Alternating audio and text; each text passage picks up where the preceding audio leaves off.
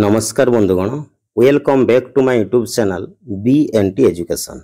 तेले आसंतु बंधुगण, आज पुणी एक नुआ सूचना कौन रही यथ एंड इको क्लब रो guidelines, funds and suggestive activity for the financial year 2024-25 निमंते। तेले आसंतु विलंब न करी देखिबा यथ एंड इको क्लब रो गाइडलाइन कौन रही। देखंतु विभाग तरफरु जो इनोवेटिव कार्यक्रम हाथ को निया जाइछि समग्र शिक्षा 2024-25 निमंते इनोवेटिव कार्यक्रम निया जाइछि। आपण माने जानिछंती Odisha school education programme authority Samagra Odisha रे गुणात्मक शिक्षार विकास निमंते शैक्षिक कार्यक्रम सहित विभिन्न प्रकार सहशैक्षिक कार्यक्रम हाथ को नैछंती। इतिमध्यरु आपणकर यथ एंड इको क्लब अन्यतम। तेबे यथ एंड इको क्लब रो गाइडलाइन हमको प्राय प्रत्येक विद्यालय को आसी सारी। तेबे आसंतु नजर पकेबा कौन रही से यथ एंड इको क्लब रो गाइडलाइन।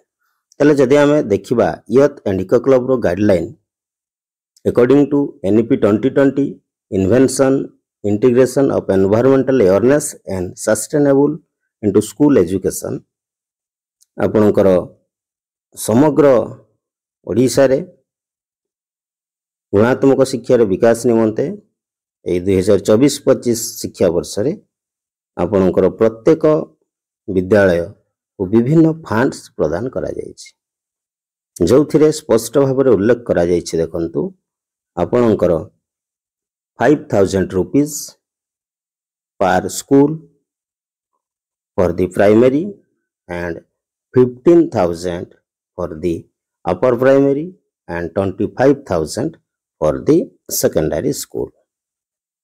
এই फंड्स रे आपण कौन सजेस्टिव एक्टिविटी संपादित करिवे सेति पई मध्य हमको गाइडलाइन दिया जायछि।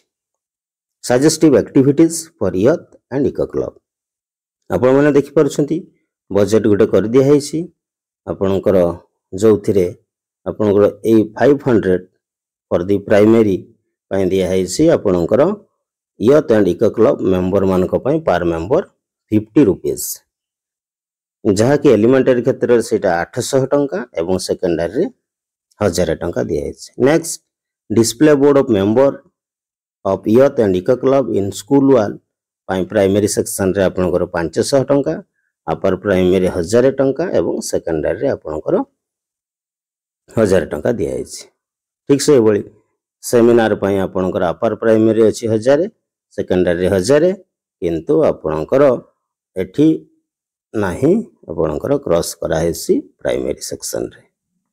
पुणी जदि नजर पकेबा आमे plantation and observation of Van Mahotsav पई मध्य आपणकर both primary upper primary elementary पई फंड्स दिया हैछि। डेवलपमेंट ऑफ किचन गार्डन पई मध्य primary upper primary and secondary पई दिया हैछि। ठीक से बळे श्रमदान उत्सव निमंते आपणकर प्राइमरी अपर प्राइमरी एवं सेकेंडरी स्कूल फंड्स दिया जायछि। कलरिंग ऑफ फ्लैग पोस्ट पई primary upper primary secondary funds दिया हैछि।